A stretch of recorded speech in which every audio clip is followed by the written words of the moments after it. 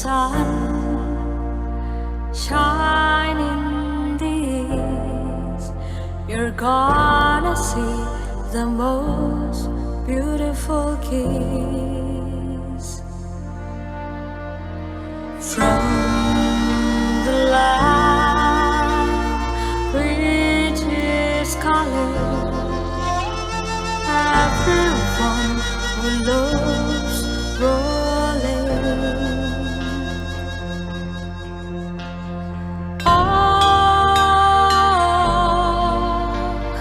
Eyes can see the beauty of mountain to the sea, the majesty of nature to the sunset, embracing the moment whoever lives here. Your memories live on to the roof and the twilight. The ransom that you feel is only by you are here. Your memories live on to the roof and the twilight. The ransom that you feel is only by you are here. By you are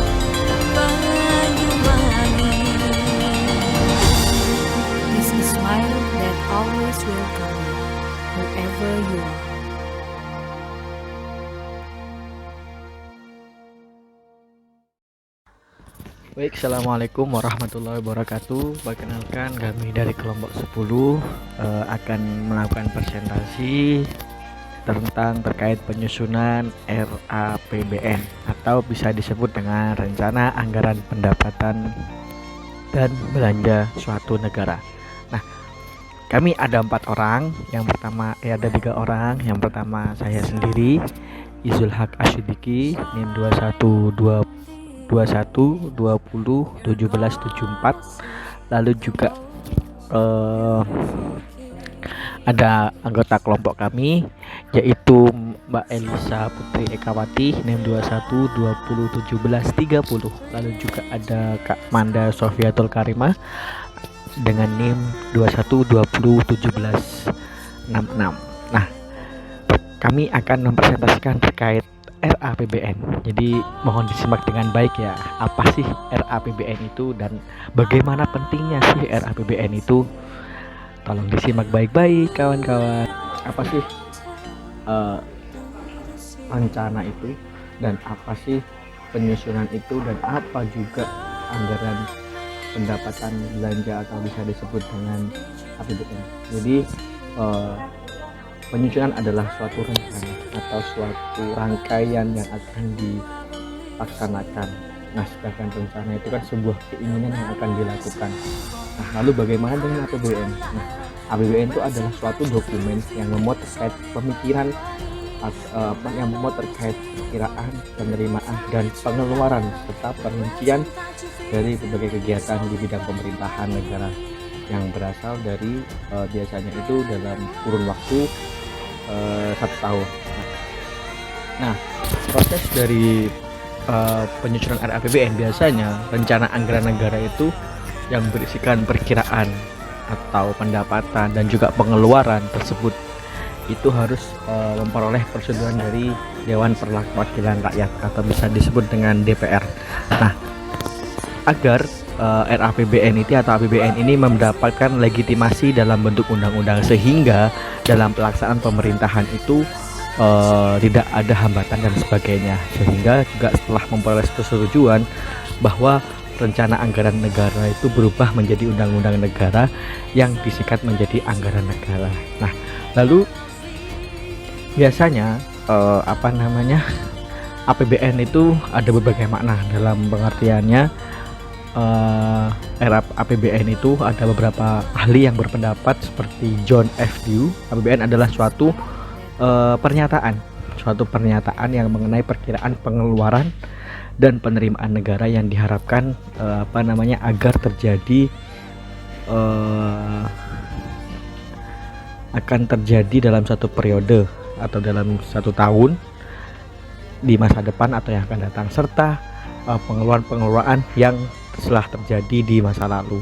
Itu menurut John F. Dew. Lalu juga ada menurut M. Suparmoko, adalah APBN adalah suatu daftar atau pernyataan yang terinci tentang penerimaan dan pengeluaran negara yang diharapkan dalam jangka waktu tertentu atau biasanya dalam kurun waktu 1 tahun. Nah, dalam APBN itu memiliki dasar hukum terkait dengan APBN. Mengapa kok APBN itu direncanakan? Itu juga termasuk dalam dasar hukum yang tertera dalam kalau tidak salah itu ada di Undang-Undang pasal 23 ayat 1 dan 2 dan 3. Lalu di bab 4 juga terkait Undang-Undang Dasar 1945 Amandemen 4 pasal 23 mengatur tentang anggaran pendapatan dan belanja negara. Artinya APBN ini tidak sembarangan APBN yang dirancang, akan tetapi dia memiliki dasar hukum yang kuat, sehingga APBN ini juga penyusunan APBN itu juga didasari dengan oleh dasar hukum yang kuat. Nah, biasanya RAPBN ini prosesnya itu juga sangat lama. Jadi ketika 1 tahun ke depan itu dirancanakan pada tahun sebelumnya. Artinya apa yang menjadi dan RAPBN itu dapat mendapatkan acuan dari itu tadi, dari rancangan atau anggaran di tahun sebelumnya. Misal anggaran 2023. Nah, itu penyusunan semua itu dilakukan di tahun 2022, sehingga apa yang menjadi kebutuhan, apa yang menjadi keinginan, dan apa yang menjadi realisasi di tahun 2022 itu juga bisa dilaksanakan atau bisa diperbaiki di tahun 2023. Nah, jadi segitu. Jadi suatu negara atau suatu daerah itu perlu merancang anggaran keuangan atau yang disebut dengan RAPBN. Nah, mungkin itu. Lalu bagaimana sih pentingnya RAPBN? Nah, RAPBN itu penting bagi suatu negara. Karena apa? RAPBN itu merupakan acuan pemerintah dalam melaksanakan kegiatannya. Jadi suatu negara dan suatu pemerintah kan juga pasti membutuhkan suatu anggaran. Nah, anggaran itu juga tidak langsung dikeluarkan, tidak langsung dibelanjakan. Artinya juga perlu penyusunan dengan kondisi yang ada di suatu negara atau di suatu daerah. Jadi sangat penting RAPBN itu. Jadi dan fungsinya dan manfaatnya juga sangat banyak yang nanti akan dijelaskan oleh teman-teman kami. Penyusunan rancangan APBN. Untuk menyusun rencana anggaran pendapatan dan belanja negara atau RAPBN tentu tidak mudah karena banyak faktor yang setiap saat dapat berubah atau paling tidak perubahan yang terjadi masih dalam kurun waktu 1 tahun. Penyusunan APBN tidak lepas dari sasaran kebijakan keuangan pemerintah yang harus menunjang pertumbuhan dan pembangunan ekonomi, kestabilan moneter, perluasan kesempatan kerja, pelayanan umum, dan lain-lainnya yang menyangkut peningkatan kesejahteraan rakyat. Dengan demikian, kebijakan anggaran diartikan sebagai kebijakan pemerintah untuk mengatur APBN agar sesuai dengan arah dan laju pertumbuhan ekonomi yang diharapkan dalam program pembangunan nasional. Mekanisme penyusunan APBN terdiri dari sejumlah tahap. Secara umum, tahapannya yaitu yang pertama, persiapan dan penyusunan rencana APBN yang dibuat oleh pemerintah dalam bentuk nota keuangan negara. Yang kedua, Presiden menyampaikan RAPBN kepada DPR. Lalu, DPR perlu menyetujui RAPBN melalui sidang paripurna DPR yang dilakukan bersama lembaga teknis keuangan. Yang ketiga, jika RAPBN disetujui, statusnya berubah menjadi APBN. Namun, jika RAPBN ditolak, pemerintah harus melaksanakan APBN pada tahun sebelumnya tanpa adanya perubahan. Yang keempat, saat APBN sudah disetujui, dokumen pelaksanaan APBN harus disahkan oleh Menteri Keuangan sekaligus diperkuat dengan keputusan Presiden tentang pelaksanaan APBN. Yang kelima, selanjutnya pelaksanaan RAPBN akan diawasi oleh Badan Pemeriksa Keuangan (BPK) yang dimana hasil pengawasan nantinya dilaporkan kepada DPR. Tahap terakhir adalah pertanggungjawaban pelaksanaan APBN, di mana biasanya tahap ini dilakukan saat waktu pelaksanaan APBN dalam 1 tahun sudah selesai. Ruang lingkup APBN, di mana ruang lingkup APBN adalah seluruh penerimaan dan pengeluaran. Penerimaan berasalkan dari pajak maupun non-pajak serta hibah, sedangkan pengeluaran atau belanja adalah berasal dari belanja pemerintah pusat dan daerah. Jika pengeluaran lebih besar dari pendapatan defisit, maka dicari pembiayaan yang bersumber dari dalam negeri maupun luar negeri. Seluruh penerimaan dan pengeluaran ditampung dalam satu akun rekening yang disebut Bendahara Umum Negara atau BUN di Bank Indonesia. Terkait pengelolaan APBN, semua penerimaan dan pengeluaran harus tercakup dalam APBN sehingga ketika APBN dipertanggungjawabkan, semua realisasi penerimaan dan pengeluaran dalam rekening khusus harus dikonsolidasikan ke dalam rekening BUN. Sumber penerimaan pemerintahan, di mana sumber penerimaan atau pendapatan negara digunakan untuk membiayai belanja negara. Pendapatan ini bisa diperoleh dari dalam negeri maupun luar negeri. Sumber dana anggaran APBN adalah sebagai berikut. Yang pertama, penerimaan perpajakan. Penerimaan perpajakan adalah semua bentuk penerimaan dari pajak dalam negeri dan pajak perdagangan internasional. Pajak dalam negeri terdiri dari pajak penghasilan migas dan non-migas, pajak pertambahan nilai atau PPN, pajak bumi dan bangunan atau PBB, cukai, dan lain-lainnya. Pajak perdagangan internasional yaitu bea masuk dan pajak pungutan ekspor. Yang kedua, penerimaan bukan pajak, di mana semua bentuk penerimaan oleh negara dalam bentuk penerimaan dari sumber daya alam, sebagian pemerintah dari laba badan usaha milik negara atau BUMN, dan penerimaan negara bukan pajak lainnya. Yang ketiga yaitu hibah, di mana penerimaan hibah ini artinya semua yang berasal dari sumbangan swasta dalam negeri, sumbangan swasta, dan penerimaan luar negeri. Dalam menentukan sebuah anggaran keuangan pemerintah negara yang tertuang dalam APBN, maka dibuatlah rancangan anggaran pendapatan dan belanja negara atau yang kerap disingkat RAPBN. Rancangan tersebut dihadapkan dengan berbagai ketidakpastian, terutama terkait fluktuasi ekonomi dunia. Ketidakpastian tersebut membuat pemerintah menetapkan asumsi dasar penyusunan RAPBN.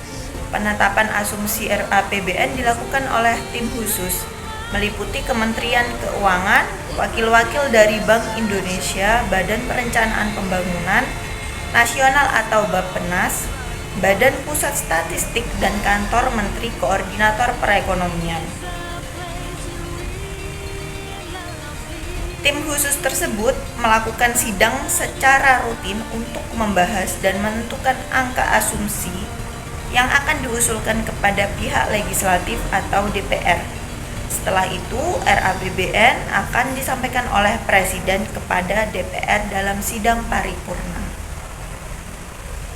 Saat rancangan tersebut disetujui oleh DPR, kemudian akan ditetapkan menjadi APBN melalui undang-undang. Apabila DPR tidak menyetujui rancangan tersebut, pemerintah pusat dapat melakukan pengeluaran setinggi-tingginya sebesar angka APBN pada tahun sebelumnya. Maka dapat dilihat di sini fungsi dan manfaat dari RAPBN, yaitu sebagai wadah penetapan anggaran untuk belanja negara serta pandangan pendapatan negara pada setahun ke depan sebelum diserahkan dan disetujui oleh DPR. Studi kasus.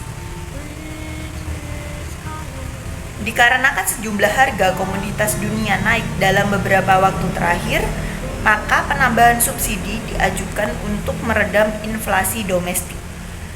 Potensi inflasi domestik tersebut bisa diredam, namun dibutuhkan anggaran besar untuk subsidi dan kompensasi. Pemerintah pun mengajukan penambahan alokasi anggaran untuk subsidi dan kompensasi di Rancangan Pendapatan dan Belanja Negara atau RAPBN tahun 2023. DPR diminta menyetujui wacana tersebut. Pemerintah pusat meminta persetujuan kepada DPR menambah anggaran subsidi dan kompensasi yang nilainya diperkirakan untuk subsidi dan kompensasi 520 triliun rupiah hingga upaya mempertahankan harga energi dan kebutuhan pokok. Maka dari itu dibuatlah juga kerangka ekonomi makro dan pokok-pokok kebijakan fiskal atau KEM dan PPKF RAPBN tahun 2023. Kebijakan fiskal tahun anggaran 2023 yang difokuskan pada peningkatan produktivitas untuk transformasi ekonomi yang inklusif dan berkelanjutan, kami harapkan tetap berpijak pada kepentingan masyarakat terutama rakyat kecil. Pemerintah mengusulkan defisit anggaran 2023 sebesar 2,61 sampai 2,90% terhadap produk domestik bruto atau PDB. Dan wacana ini telah melalui tahapan-tahapan yang semestinya, yaitu tahap 1, perencanaan dan penetapan RAPBN yang disusun oleh kementerian atau lembaga yang menghasilkan rencana kerja pemerintah yang mengacu pada asumsi dasar ekonomi makro, yang kemudian akan berlanjut pada tahap 2, pembahasan dan penetapan APBN yang dilakukan pemerintah dan DPR dengan pertimbangan masukan DPD. Jika disetujui, maka akan masuk pada tahap 3, pelaksanaan dan pengawasan APBN.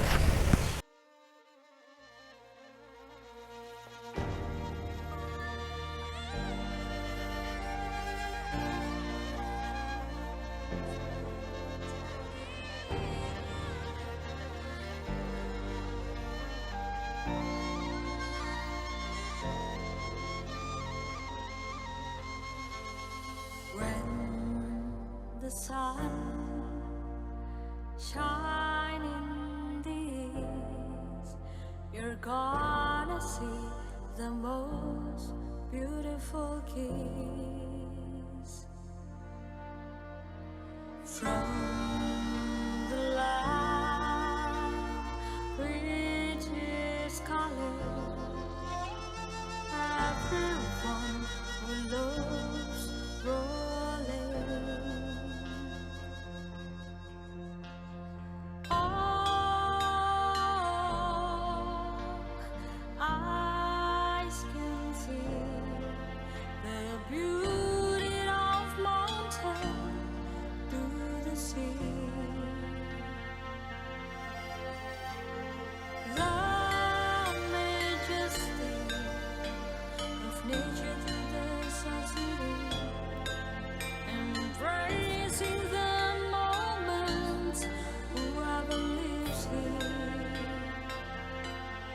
Memories live on to the roof and we twilight.